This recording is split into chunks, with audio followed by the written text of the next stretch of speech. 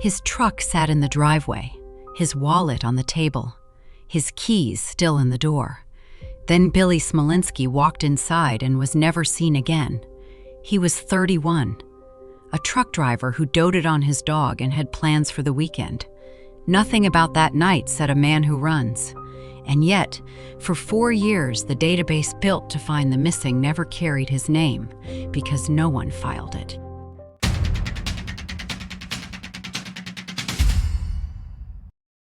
To understand why that one fact matters, you have to understand who Billy was. William Smolinski Jr. had just bought his first house. He drove a truck for a living, kept odd hours, and was known on his street as the guy who'd stop to help you move a couch or jump a dead battery. He had a dog named Charley, and in the days before he disappeared, Billy did something that would haunt the entire case. He asked a teenage neighbor to look after Charley for a few days because he thought he was coming back. He left the wallet. He left the cash inside it. He left the truck he needed for work and the keys he never went anywhere without. People who run take those things. Billy took nothing. When his mother, Janice, couldn't reach him, she drove to the house herself. The dog was there, the truck was there. Her son was not. And the moment she called the police, she ran into the thing that would define the next 18 years of her life. Billy was an adult, and in 2004, in much of the country, that single word, adult, was almost a closed door. There is no waiting period required to report a missing adult. But there was a culture, a default assumption that a grown man who disappears has simply chosen to. So the family was told what thousands of families are told. He is an adult. He probably left. Give it time. He'll turn up. Janice did not give it time. She started knocking on doors herself. She learned that in the days before he vanished, her son had been quietly falling apart over a relationship, and that he had told more than one person he discovered something about the woman he was seeing. The early investigation, by the family's account and later by Janice's own testimony to Congress, moved slowly where it should have sprinted. Leads cooled. Time, the one thing a missing person case cannot spare, drained away. And the police, for those first critical weeks, had a word for what had happened to Billy. The word was nothing. If the system would not look for Billy, his mother would become the system. Janice and Billy's father, William Sr., did the thing every family in their position ends up doing. They printed his face. Not a few flyers. Thousands, they papered telephone poles and highway overpasses across Connecticut and into the states around it. Billy's photograph, that round, friendly face, went up on every surface that would hold a staple. It became a second full-time job for two grieving parents. They followed tips that led nowhere. They drove to fields and tree lines because a stranger said maybe.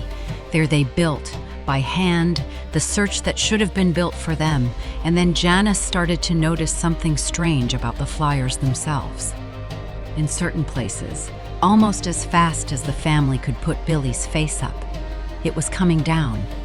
To understand the flyers, you have to go back to the weeks before Billy vanished. Billy had been seeing a woman he'd met not long before, older than him, a school bus driver named Madeline Gleason. Here the case requires a hard line, and we are going to hold it.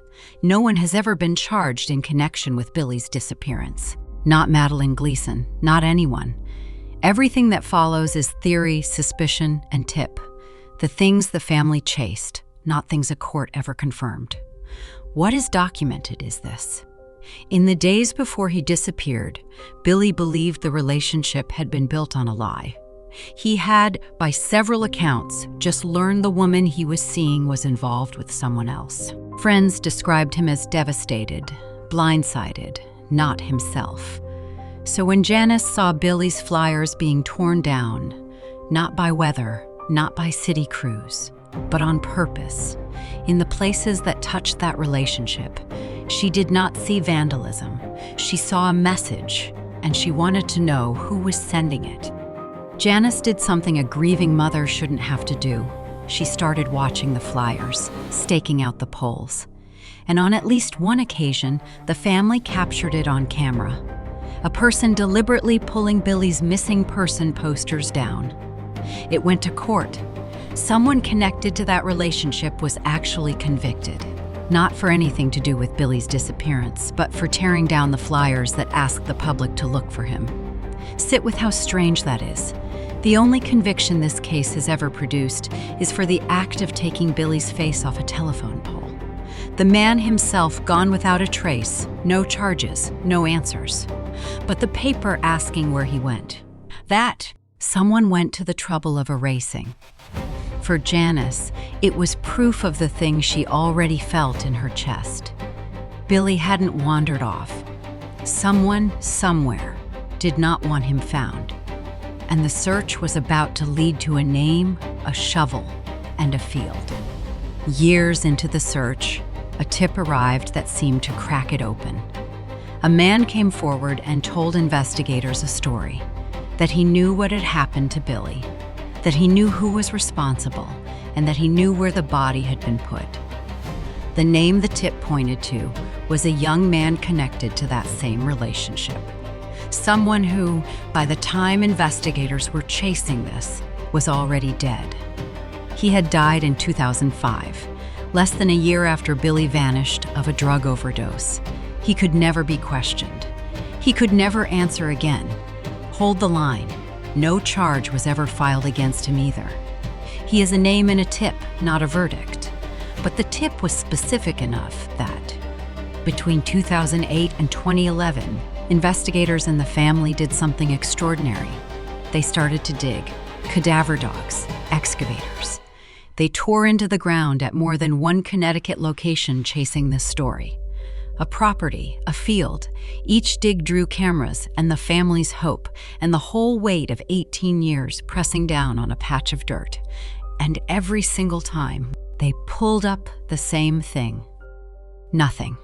No body, no remains. No physical proof that the tip had ever been anything more than words.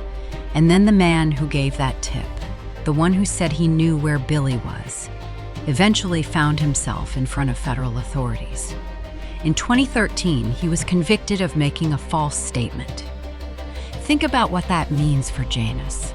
She had buried 4 years digging, hoping, bracing herself to finally bring her son home in the worst possible way. And the trail she'd followed into those fields turned out to dead and in a lie someone had been convicted for telling. She was back where she started. No Billy.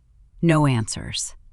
But somewhere in those years of fighting a system that wouldn't move, Janice had found the second case of her life. Not the question of who took her son, the question of why the machine built to find him had failed so completely. And what she learned about that machine would end up on the floor of the United States Congress. Here is the fact this whole story has been walking toward. When a person goes missing in America, there is a national system meant to catch them. The FBI's crime database, where a missing person's record is supposed to live so that any officer, anywhere, can match it. Billy was not in it. For years, his record simply was not entered the way it should have been. Janice would testify before Congress that it took roughly 4 years to get her son properly into that federal system. 4 years during which any of the thousands of unidentified remains found across the country could have been him, and no database would have made the connection. And it wasn't only the paperwork. The family described early evidence mishandled, leads not run, even a DNA failure, the kinds of mistakes you cannot unmake because the first days of a missing person case never come back. There are 2 missing person databases in this country, and for years they did not talk to each other. One run by the FBI for law enforcement, one for the public and medical examiners. A name could sit in one and never reach the other. Billy had fallen straight into that gap, and Janice realized something that turned her grief into a mission. Billy wasn't an exception. He was one of tens of thousands. Most people, handed that grief, would have broken. Janice Smolinski wrote a law instead. She took her son's name to Washington, She sat in front of congressional committees and told them in plain words exactly what had failed. The years it took to file Billy, the databases that didn't connect, the families left to staple their own children's faces to telephone poles. The bill became known as Billy's Law. Its job was simple and damning all at once. Make those missing person databases actually share information and help connect the missing with the unidentified dead. A Connecticut lawmaker named Chris Murphy carried it, reintroducing it year after year as it stalled and died and came back. It took more than a decade. It failed and failed and failed again. And then at the end of 2022, 18 years after a truck driver walked into his house and disappeared, Billy's Law finally passed the Congress of the United States. A mother had changed the country's missing person system, using the one thing the country had never given her son's name, in the record, at last. And here is where the story refuses to give you the ending it owes you, because Billy's Law is real. It will help other families. It already is. But it could not do the one thing Janice actually wanted. It could not bring Billy home to this day. He has never been found.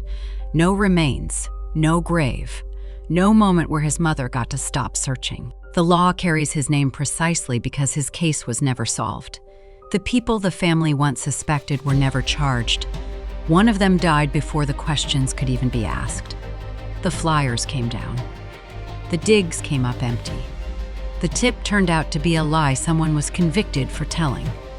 Every thread the family pulled came apart in their hands. What is left is a truck in a driveway, a dog that outlived the search, and a question that has now waited longer than Billy was alive. Where is he? Somewhere in Connecticut, there is still a man who was 31 years old, who left his wallet on the table because he was coming right back.